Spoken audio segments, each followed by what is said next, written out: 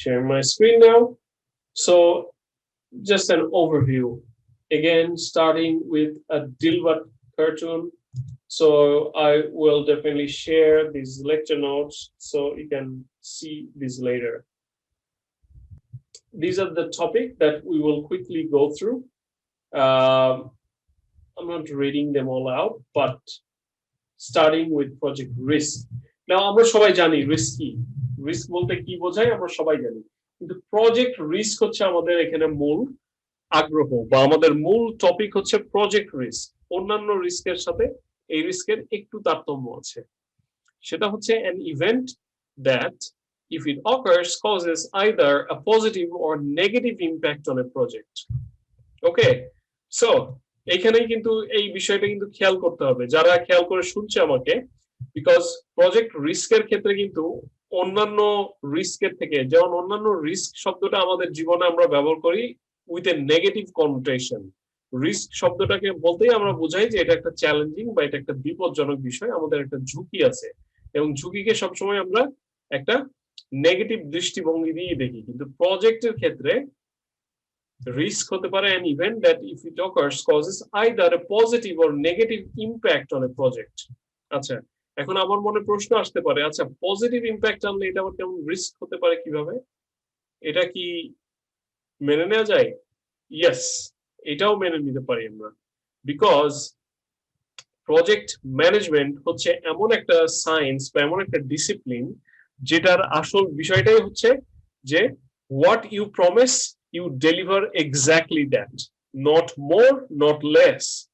এখন কোন ক্ষেত্রে পজিটিভ রিস্কও কিন্তু আমাদের জন্য বিপজ্জনক হয়ে যেতে পারে, বিকজ পজিটিভ রিস্কের জন্য কিন্তু দেখা যাচ্ছে যে অনেক অ্যাডিশনাল চ্যালেঞ্জেস থাকতে পারে পজিটিভ রিস্কের জন্য। বিকজ হয়তো আমি একটা ডেলিভারেবল আমি একটা ঠিক করেছি হয়তো 3 মাসের, কিন্তু আমার রিস্ক হয়তো দেখা যাচ্ছে একটা ডেলিভারেবলের ক্ষেত্রে একটা পজিটিভ রিস্ক হচ্ছে আমি 1 মাসের মধ্যেই শেষ করে দিলাম। It's a positive risk, because 3 মাস যেখানে নেওয়ার কথা এখানে আমি 1 মাসেই শেষ করে দিলাম। আমি কিন্তু 4 মাস দিলে ওটা হয়ে যেত নেগেটিভ রিস্ক, কিন্তু আমি এখানে 1 মাসেই শেষ করে দিলাম। এখন you can ask, okay sir তাহলে প্রবলেম কি, 1 মাসেই শেষ করে দিলাম এটা তো ভালো। No, it's not. এতটা ভালো শুনতে মনে হলো, আসলে ভালো না, বিকজ 1 মাসের মধ্যে কেন হলো সেটার ক্ষেত্রে তাহলে নিশ্চয়ই আমার প্ল্যানিং এর কোনো প্রবলেম ছিল, because if I would have planned it for 3 months how come I could finish within 1 month. So resource গুলো যেগুলো আমার অ্যালোকেট করা ছিল যে প্ল্যান ওয়াইজ, সেই রিসোর্স গুলো কি হবে, বিকজ সেই রিসোর্স গুলো তো আমার জন্য ব্যাকলগ হয়ে যাবে। এই ধরনের আরো অনেক বিষয় আছে।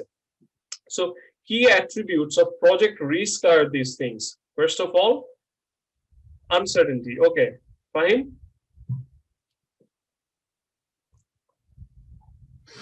স্যার পজিটিভ রিস্কের মধ্যে কি এটাও পড়বে যে সাপোজ আমি একটা প্রজেক্টের জন্য মনে করলাম যেমন যে ধরেন একটা project it was suppose to end in 4 months, so আমি হয়তো এটার জন্য কন্ট্রাক্ট বেসিসে কয়েকজন লোককে হায়ারও করলাম, সো 1 মাসে শেষ হয়ে গেল প্রজেক্ট, হয়তো আমি প্রফিটেবলি শেষ করছি, কিন্তু আমি ওই যে 3 মাস আমার বাকি যে টিমটাকে আমি কন্ট্রাকচুয়াল বেসিসে নিয়েছিলাম ওইটা আমার একটা লায়াবিলিটি হয়ে গেল। অথবা আমি 4 মাসের জন্য কিছু কিছু প্রোডাক্ট বা ম্যাটেরিয়ালস আমি গ্যাদার করে রেখেছিলাম এবং আমি হয়তো পার্ট বাই পার্ট এলসি খুলে রেখেছিলাম।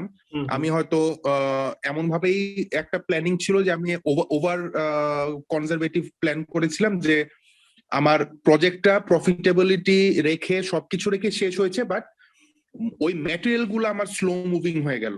সো ওইটাও কি আসলে পজিটিভ রিস্কের আউটকাম হিসেবে ধরবো কিনা, যদিও এটা প্রজেক্টের বাইরে? ইয়েস, এটাও একটা পজিটিভ রিস্ক।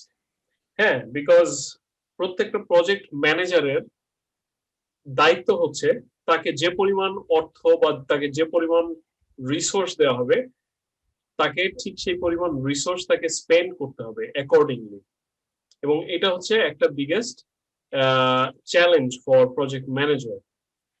কখনো কখনো দেখা যায়, বিকজ আমি নিজে যে প্রজেক্টটাতে জব করেছি বা যে প্রজেক্টটার মধ্যে ইনভলভ ছিলাম, একবার আমাদের এরকম একটা সিচুয়েশন হয়েছে যে আমাদের প্রায় 1.5 মিলিয়ন টাকা আমাদেরকে, সরি নট টাকা, ডলার, 1.5 মিলিয়ন ডলার আমাদেরকে শেষ করতে হবে উইদিন 6 মান্থস। এবং আমাদের যে ডেলিভারেবল গুলো আছে ঠিক এক্স্যাক্টলি সেগুলোতে। এখন দেখা গেল যে প্রায় 5 মাস নাগাদ আমরা, বেশি না, অনলি উই কুড স্পেন্ড $50,000। না, সরি সরি, 50,000 না, আরো বেশি, $500,000। এবং আমাদের খরচ করার কথা হচ্ছে 1.5 মিলিয়ন, দ্যাট ইজ $15 লাখ। কিন্তু 5 মাস, 6 মাসের মধ্যে, এখন 5 মাস পর্যন্ত যে আমরা 5 লাখ, 500,000 বা 5 লাখ খরচ করতে পেরেছি। সবার এখনো 1 মিলিয়ন সারপ্লাস আছে। এই টাকা আমি কি করব? এখন আমার এটা খরচ করতে হবে। আমি যদি এটা খরচ করতে না পারি, that's a challenge, because it will be শোন অ্যাজ সারপ্লাস। এবং ইফ ইট সারপ্লাস, এই পরিমাণ টাকা, I will be questioned. And not only I will be questioned, there will be a possibility that this budget will be cut for similar project next time. এই ধরনের যদি similar কোনো project থাকে next time, অবশ্যই budget cut হয়ে যেতে পারে, because management will think, oh okay, alright, so this project doesn't even need $1.5 million, so কেন এত ওভার এস্টিমেট করা হয়েছিল? So this is a positive risk.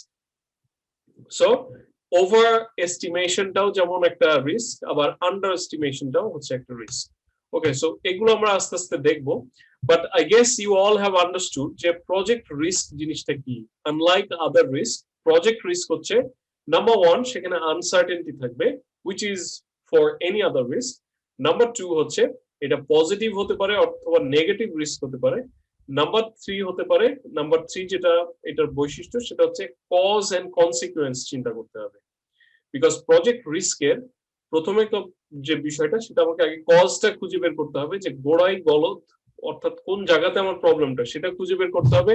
And second thing is কনসিকুয়েন্সটাও আমার চিন্তা করতে হবে। এই যে আগের যে উদাহরণ দিলাম আমি, যে আমার যদি পজিটিভ রিস্ক হয়, তাহলে তার কনসিকুয়েন্স কিন্তু কি সেটা আমাকে চিন্তা করতে হবে। আবার যদি আমারটা নেগেটিভ রিস্ক হয়, সেটার কনসিকুয়েন্স কি সেটাও আমাকে চিন্তা করতে হবে। সো এই বিষয়গুলো হচ্ছে প্রজেক্ট রিস্কের ক্ষেত্রে ইম্পর্টেন্ট। নাও, রিস্ক ম্যানেজমেন্ট, সব কথা শেষেই কিন্তু প্রজেক্ট ম্যানেজমেন্টে আমরা দেখলাম যে একটা ম্যানেজমেন্ট জুড়ে দেওয়া হয়। প্রজেক্ট, তার শেষে ম্যানেজমেন্ট, প্রোগ্রাম, তার শেষে ম্যানেজমেন্ট, স্টেক হোল্ডার, তার শেষে ম্যানেজমেন্ট, কস্ট, তার শেষে ম্যানেজমেন্ট, ঠিক একইভাবে রিস্ক, তার শেষে ম্যানেজমেন্ট। সো ম্যানেজমেন্ট শব্দটা কিন্তু একটা broad terminology which could refer many things, but essentially when it comes to risk, আমরা যেভাবে বলতে পারি সেটা হচ্ছে risk management is concerned with identifying risks and drawing up plans to minimize their effect on a project. আমরা দু একটা বিষয়ের উপরে গুরুত্ব দিই, সেটা হচ্ছে যে আইডেন্টিফাইং রিস্ক। প্রথম কথা হচ্ছে রিস্ক ম্যানেজমেন্টের প্রথম কথাটাই হচ্ছে কি, যে আগে রিস্ক গুলোকে আইডেন্টিফাই করা। ঠিক স্টেক হোল্ডার ম্যানেজমেন্ট নিয়ে আমরা এতক্ষণ যেমন কথা বললাম, এবং সেখানে আমরা দেখেছিলাম যে প্রথম স্টেপটাই হচ্ছে কি, আগে স্টেক হোল্ডারদেরকে আইডেন্টিফাই করা। ঠিক একইভাবে রিস্ক ম্যানেজমেন্টের ক্ষেত্রেও আগে আমাদের আইডেন্টিফাই করতে হবে যে আমাদের রিস্কটা কি। Next, drawing up some plans to minimize their effect on the project. So কিভাবে সেই রিস্ক গুলোকে মিনিমাইজ করা যায়। আমি বেশ কিছু প্র্যাকটিক্যাল টুল নিয়ে আবার কথা বলবো এখানেও। সো এই টুলগুলো you will find this really useful for your practical efforts as well, like if you're working within an organization or in your practical assignments as well, these tools will really help. তাহলে বলছে যে a risk is a probability that some adverse or positive circumstance will occur. So project risk said এই যে বিষয়গুলো, we have already talked about this in brief. I'm not going into those again. Risk management process. So risk management process, এই স্লাইডের যে content সেটা হচ্ছে আমাদের পিমবক যে টেক্সট আছে সেই টেক্সট থেকেই নেওয়া। সো পিমবক টেক্সটের ডেফিনিশন হচ্ছে রিস্ক ম্যানেজমেন্টের ক্ষেত্রে the systematic process of identifying, analyzing and responding to project risk. এখন প্রজেক্ট রিস্কের ক্ষেত্রে স্টেপ গুলো হচ্ছে এই পাঁচটা। প্রথমেই হচ্ছে management planning, risk management planning, তারপর হচ্ছে risk identification, Well, it could start with identification as well. So identification কে আমরা উপরেও দিতে পারি।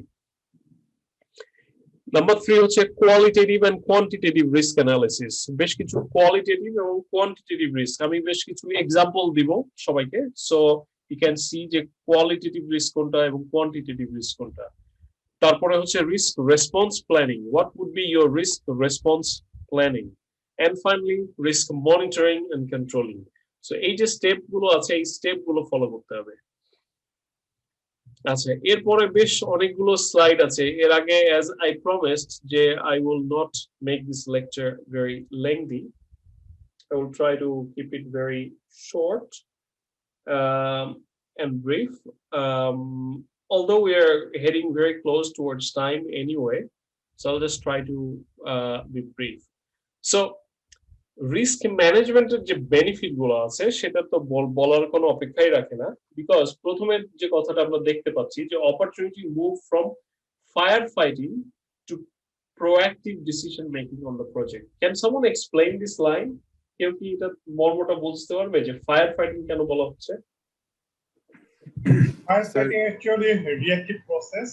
When incident happens, then we go for mitigation. But in project management, we are asked to do with proactive approach so that we can manage the risk prior any incident. Yes, very well said. Thank you so much. See, this is why I feel very safe in this class, because my back is already covered. Like I'm already sitting amid of some very experienced and experts like all of you guys. So you already come with great experiences and knowledge. So thank you, Idol. So definitely firefighting is a very reactive process, which is agun lagle tarpore agun neভাতে যাওয়া, তাই না? So that means you are being very reactive. আগুন লাগার অপেক্ষায় ছিলাম আমরা এবং আগুন লেগে গেছে, এখন আমরা যাচ্ছি আগুন নেভাতে। How about we prevent it from happening? So proactive approach যেটা সেটা হচ্ছে রিস্ক ম্যানেজমেন্ট, অর্থাৎ আমাদের রিস্ক কি কি হতে পারে সেটা আগে থেকেই জেনে নিয়ে how about we eliminate this। এবং এই জিনিসটার একটা ব্যাপক প্রবলেম দেখি আমরা আমাদের দেশের বিভিন্ন সেক্টরে, তাই না?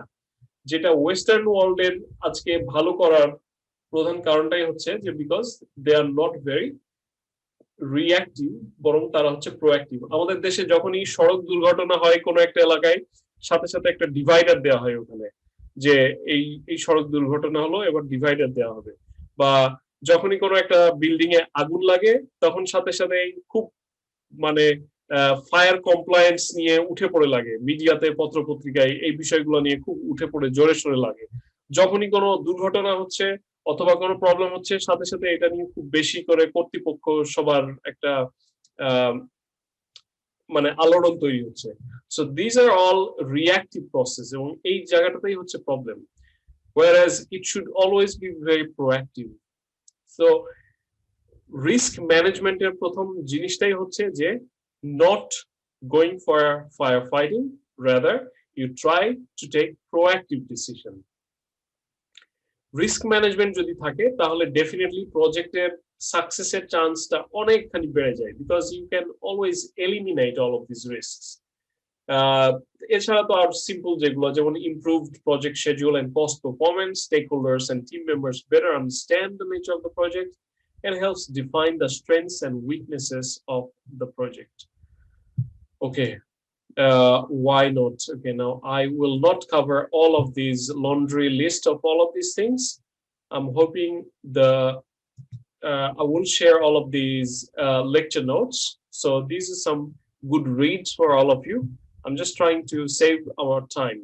So এই স্লাইডটাতে আমরা দেখছি যে রিস্ক ম্যানেজমেন্ট প্ল্যানিং এর কিছু বিষয় আছে, and I promise that I will definitely have some videos on all of these topics so that you can have those, listen to those later, pause and understand a bit better.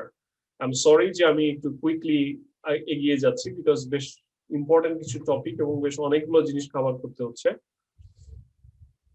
So risk management planning এর ক্ষেত্রে এই কয়েকটা question করলে কিন্তু আমরা risk management planning এর ক্ষেত্রে আমরা বেশ কয়েকটা অ্যান্সার পেয়ে যাবো এবং এই অ্যান্সার গুলাই কিন্তু আমাদের রিস্ক ম্যানেজমেন্ট প্ল্যান করতে সাহায্য করবে। যেমন প্রথমেই আসছে কি যে আমাদের প্রজেক্টে কতটা risky.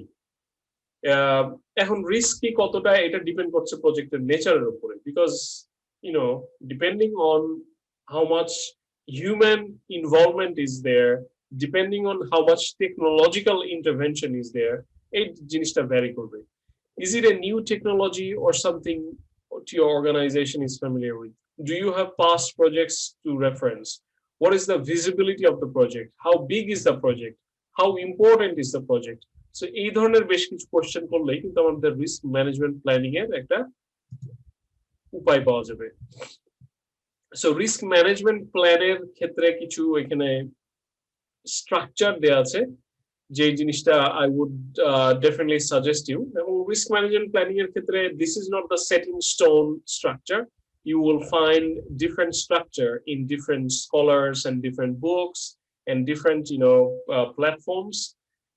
Agile project risk management structure টা একরকম, আবার ক্যানবান অথবা অন্যান্য যেসব অ্যাপ্রোচ গুলো আছে তাদেরও স্ট্রাকচার গুলো একটু ডিফারেন্ট, সো এটা কিছুটা ভ্যারি করে, but more or less you will find some of these contents.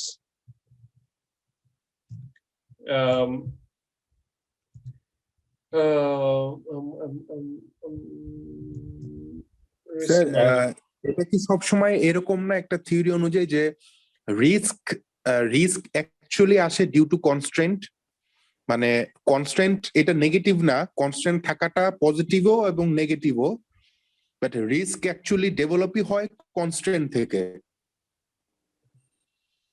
এরকম একটা স্যার এক জায়গায় শুনেছিলাম যে রিস্ক জিনিসটা থাকা ভালো, যেরকম কনস্ট্রেন্ট থাকাটাও ভালো, কনস্ট্রেন্টের নেগেটিভ পজিটিভ ইফেক্টের কারণেই রিস্ক হয় নেগেটিভ হয়, না হলে পজিটিভ হয়। ঠিক সম্পূর্ণ আমি একমত না এটার সাথে, বিকজ কনস্ট্রেইনের ব্যাপারটা হচ্ছে যে you are already certain about your constraint, তাই না? যে আমার যেগুলো বাধা আছে আমি অলরেডি সার্টেন, যে আমি দেখতে পাচ্ছি যে এটা আমার বাধা। whereas রিস্কের ক্ষেত্রে এটা হচ্ছে আনসার্টেন একটা বিষয়, যেটা এখনো হয়নি কিন্তু এটা ভবিষ্যতে হতে পারে। সো হ্যাঁ, এখন কিছু কিছু কনস্ট্রেইনের থেকে রিস্কের জন্ম হতে পারে, but not always. I hope that makes sense. আমি একটা ইজি এক্সাম্পল দিতে পারি। ধরেন যে এখন পদ্মা সেতু হচ্ছে, আমাদের এক্সপিরিয়েন্স আছে যে আমরা যমুনা ব্রিজ করছি, যেটা অলমোস্ট 5 কিলোমিটার লং এন্ড খরস্রোতা নদীর উপরেই করা। আমাদের এই এক্সপিরিয়েন্স আছে, যেটা আমাদের পদ্মা সেতু করতে যে সাহস যোগাইছে যে আমরা করতে পারবো। আমাদের এই জাতীয় কিছু টেকনোলজি আছে। আগে শুধুমাত্র আমরা এক্সটার্নাল টেকনোলজির সাথে ইনভলভ ছিলাম, এখন আমাদের দেশীয় কিছু টেকনোলজিও আছে, দেশীয় রিসোর্সও আছে। বাট ওয়েন যমুনা সেতু করা হচ্ছিল, দ্যাট টাইম এই প্রজেক্টের রিস্কটা ছিল অনেক বেশি, কারণ আমরা সার্টেন ছিলাম না এটা আসলে সাকসেসফুল করা সম্ভব কিনা। Yes, that's a good example. Thank you. By the way, I hope that answers your questions.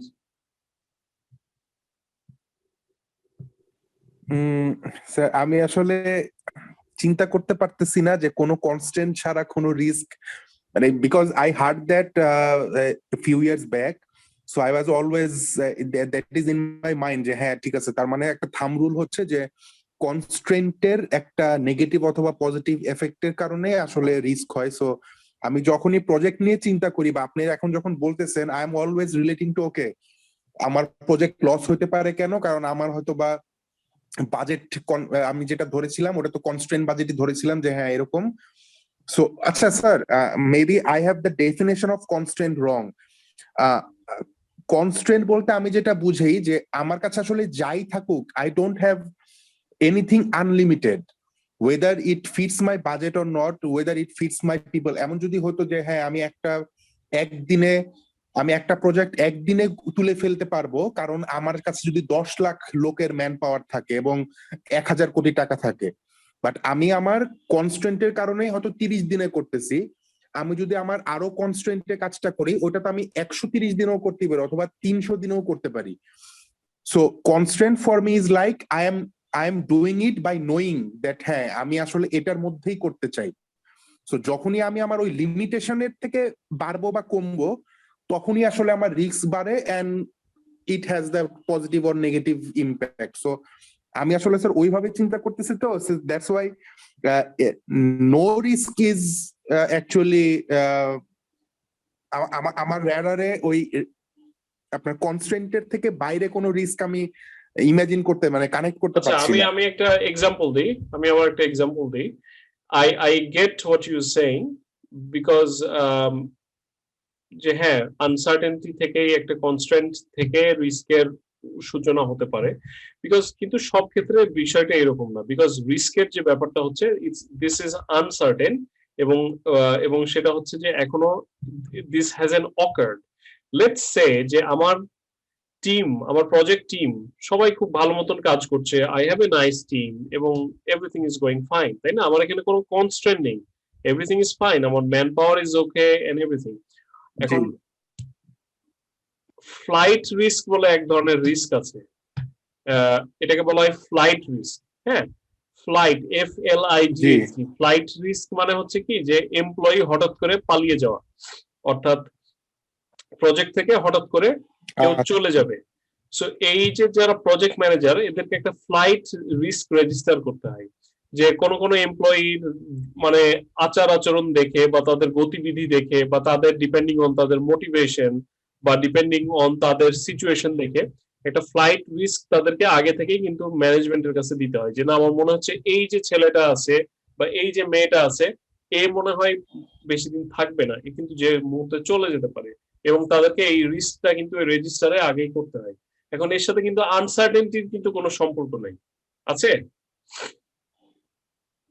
কিন্তু স্যার এখানে আছে না, যেমন আপনি যতক্ষণ এটা চিন্তা করবেন যে ও চলে যেতে পারে আবার থাকতেও পারে, এটা হচ্ছে একটা আনসার্টেনিটি। আপনি যখনই চলে গেল তখনই আপনার একটা কনস্ট্রেন্ট অকার হলো, এবং ওই কনস্ট্রেন্টের কারণে যদি আপনার প্রজেক্ট ডেলিভারেবলস পিছায় তাহলে এটা আপনার নেগেটিভ রিস্ক হলো।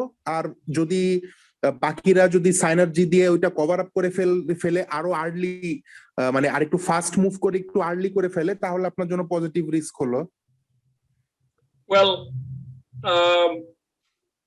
আমার যেটা যেটা সিম্পল যেটা কথা সেটা হচ্ছিল যে আমরা কনস্ট্রেন্ট নিয়ে কথা বলছি, যে আমাদের কোনো বাধা আছে কিনা, বাধার সাথে রিস্কের কোনো সম্পর্ক আছে কিনা। যেটা simple as a summary to conclude আমরা বলতে পারি যে হ্যাঁ, বাধা থেকেই একটা রিস্ক হতে পারে, কিন্তু সবসময় একটা বাধা যেটা অবভিয়াস বাধা সেটাই যে রিস্ক তা না। কোনো জিনিসে কোনো বাধা নেই, কিন্তু তাছাড়াও হঠাৎ করে কোনো রিস্কের আবির্ভাব হতে পারে, এবং depending on situation, depending on nature of your risk. যেমন ক্যাপিটাল হতে পারে, ক্যাপিটালে আমার কোনো হয়তো বাধা নেই, আমার কোনো কনস্ট্যান্ট নেই, আমার যে বাজেট ছিল, যে গিভেন আমার যে বাজেটটা দেয়া ছিল it was all okay, but suddenly আমি ফিল করলাম যে আমার বাজেট এক্সিড হয়ে গেছে, এবং এটা কিন্তু আমার কোনো কনস্ট্যান্ট ছিল না, বাট সাডেনলি, ঠিক আছে? সো আর্গুয়েবলি আরবিট্রারিলি এর মধ্যে আমরা অনেক কিছু প্রোজ এন্ড কনস করতে পারি, but this could be scenario based, many of this things we are talking, this could be a scenario based, but I like the discussion, it's good discussion. Risk identifying, I think it's a good segue to our next part of the discussion, very topical, যে risk identify করার ক্ষেত্রে আমাদের কি করতে হবে। এটার ক্ষেত্রে বেশ কিছু কিন্তু অ্যাপ্রোচ নেওয়া যেতে পারে। এটা কিন্তু শুধু সিম্পলি এরকম না যে আমরা বসলাম আর বললাম যে আচ্ছা এইগুলা রিস্ক, এগুলোর ক্ষেত্রে কিন্তু প্রজেক্ট ম্যানেজমেন্টের ক্ষেত্রে কিন্তু অনেক সিস্টেমেটিক ওয়েতে করা হয়, এবং রিস্ক আইডেন্টিফিকেশন কিছু টেকনিক আমরা জানবো। আইডেন্টিফাইং রিস্কের ক্ষেত্রে যেটা বলা হচ্ছে যে এটা কন্টিনিউয়াস এবং ইটারেটিভ প্রসেস, অর্থাৎ বারবার করতে হবে।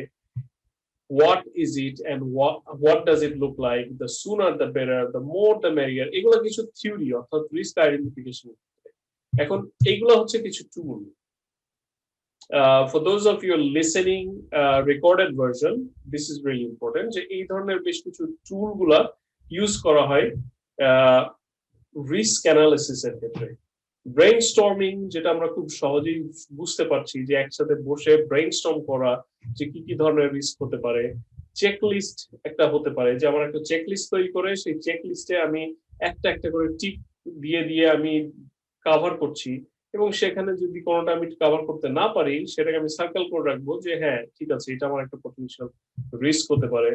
তারপরে ইন্টারভিউইং একটা জিনিস হতে পারে, যে আমার যে পসিবল যে এমপ্লয়ি আছে বা টিম মেম্বার আছে তাদেরকে ইন্টারভিউ করেও আমরা জানতে পারি।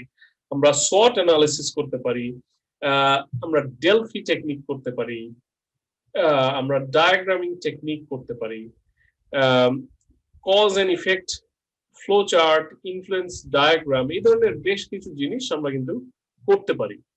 সো এইগুলো হচ্ছে টেকনিক ইউজ করা হয় রিস্ক ম্যানেজমেন্টের ক্ষেত্রে।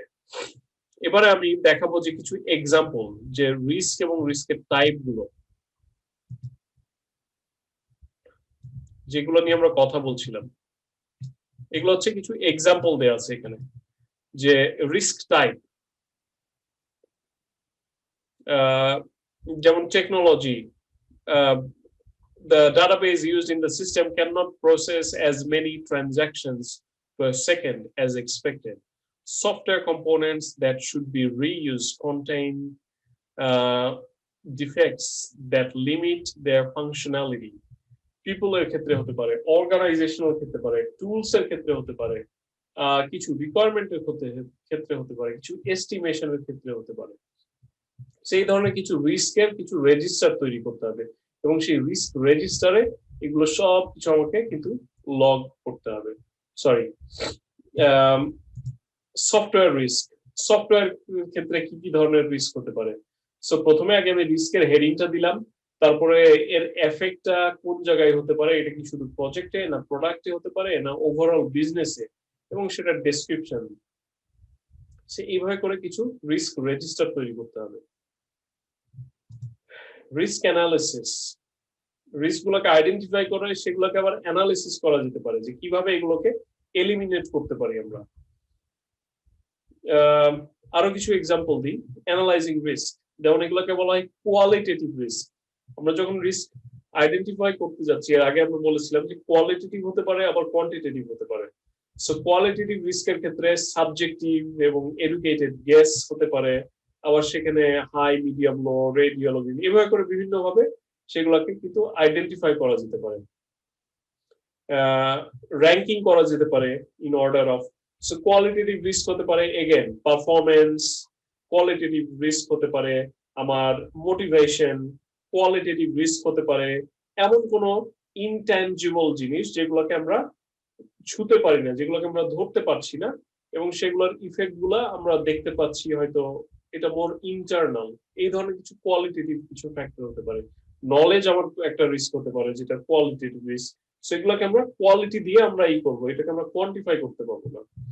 whereas এগুলো হচ্ছে কিছু কোয়ান্টিফাইবল রিস্ক, যেমন নিউমেরিক্যাল বা স্ট্যাটিস্টিক্যাল অ্যানালিসিস করে আমরা বলতে পারি এগুলো, যে আমার যে ম্যান পাওয়ার শর্টেজ, যে আমার বাজেট শর্টেজ, তারপরে আমার অন্যান্য যে বিষয়গুলো যেগুলোকে আমরা খুব ইজিলি কোয়ান্টিফাই করতে পারি, মেজার করতে পারি, যে আমার লেংথ, প্রজেক্টের লেংথ, সেটা একটা রিস্ক হতে পারে, এটাকে আমরা কোয়ান্টিফাই করতে পারি। সেই ধরনের কিছু বিষয়।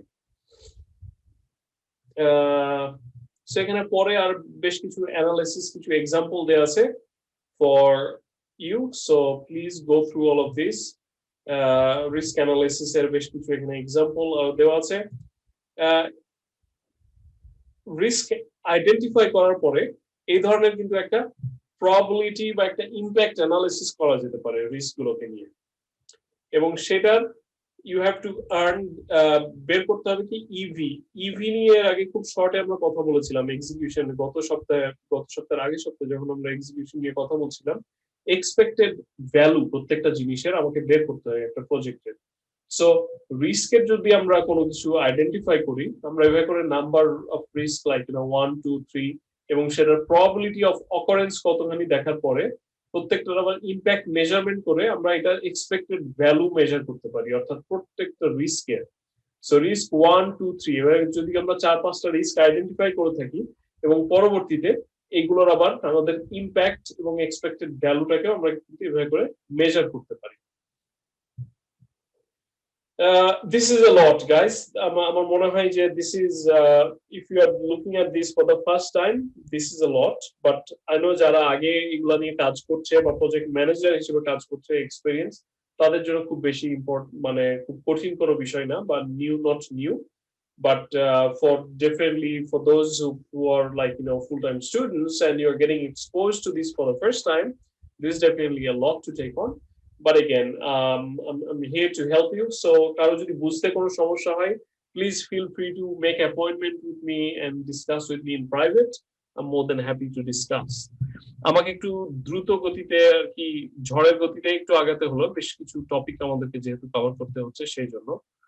বাট আমি ডেফিনেটলি হোপফুলি ভিডিওগুলোতে আমি আরেকটু স্লো পেসে আমি কথা বলবো যাতে করে সকলে বুঝতে পারে।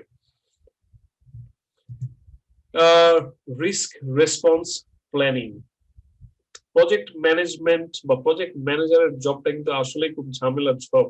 এটা এত ইজি একটা জব না, খুব লুক্রেটিভ জব মনে হতে পারে বা খুব ইজি জব মনে হতে পারে, কিন্তু আসলে বেচারা একজন প্রজেক্ট ম্যানেজারকে দিন রাত খালি পেপার ওয়ার্ক নিয়ে চিন্তা করতে হয়, বিকজ ম্যানেজমেন্টকে তাকে জবাবদিহি করতে হয় প্রতি পদে পদে, প্রত্যেকটা বিষয়ে তাকে জবাবদিহি করতে হয়, সেটা স্টেক হোল্ডার ম্যানেজমেন্ট হোক, সেটা রিস্কের ক্ষেত্রে হোক। সো তাদের কিন্তু রিস্ক রেসপন্স প্ল্যানিং করতে হয়, যে রিস্ক যেগুলো আছে, আচ্ছা ঠিক আছে সেই রিস্ক গুলোর ক্ষেত্রে কি কি রেসপন্স নেওয়া হচ্ছে সেটা নিয়ে আবার আরেকটা ডকুমেন্ট তৈরি করো। So it's full of document. তোমরা যারা নতুন প্রজেক্ট ম্যানেজমেন্টের ক্ষেত্রে, ইউ উইল মাথা অনেক সময় ঘুরপাক খাবে দেখলে যে এত পেপার ওয়ার্ক, এত paper work. But yes, that's true, এতই পেপার ওয়ার্ক প্রজেক্ট ম্যানেজমেন্টের ক্ষেত্রে। সো রিস্ক রেসপন্স প্ল্যানিং এর ক্ষেত্রেও কিন্তু একটা পেপার ওয়ার্ক আছে, এবং সেখানে এই কিছু কয়েকটা জিনিস এখানে উল্লেখ করতে হয়। Again, these lists could vary depending on different author or different approach, but more or less এই জিনিসগুলো এখানে থাকতে হয়। যেমন what are we going to do about it, যে রিস্ক যেটা আছে সেটা নিয়ে আমরা কি করতে যাচ্ছি, আমরা কি সেটা অ্যাভয়েড করব, আমরা কি সেটা ট্রান্সফার করে দিব অন্য কিছুতে, আমরা এটা কি মিটিগেট করার চেষ্টা করব, আমরা কি সেটাকে অ্যাকসেপ্ট করব কিনা। So strategy should be commensurate with risk. So এই যে প্রত্যেকটা জিনিস, এই জিনিসগুলো এনশিওর করতে হবে আমাদেরকে রিস্ক রেসপন্স প্ল্যানিং এর ক্ষেত্রে। বেশ কিছু এক্সাম্পল এখানে দেওয়া আছে, রিস্ক ম্যানেজমেন্ট স্ট্র্যাটেজি গুলো কি হতে পারে।